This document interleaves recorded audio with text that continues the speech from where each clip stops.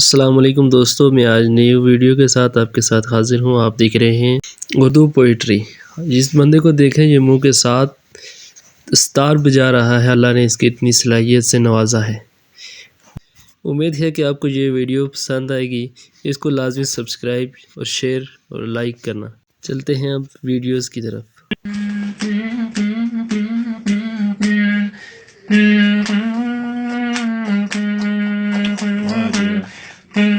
लिख दो शादी नी खुशी च बुलाण वाले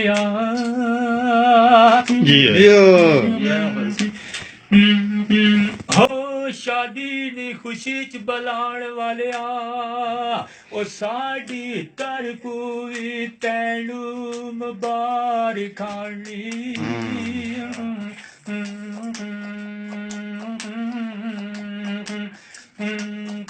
अल्लाह ताला इस खुशी नू तोड़ चाड़े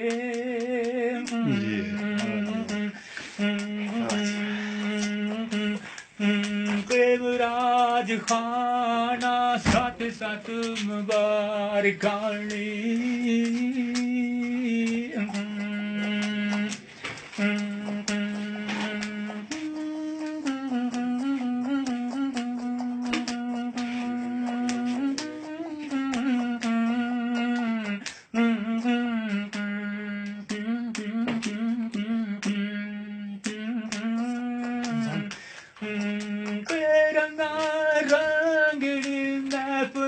सजा छोड़ी वनित नित दोस्त आए तैनो मुबारक खानी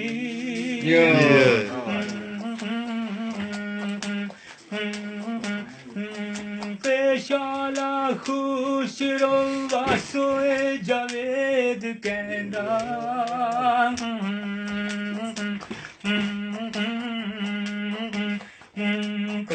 असां दोस्तानी तरफू मुबारक खानी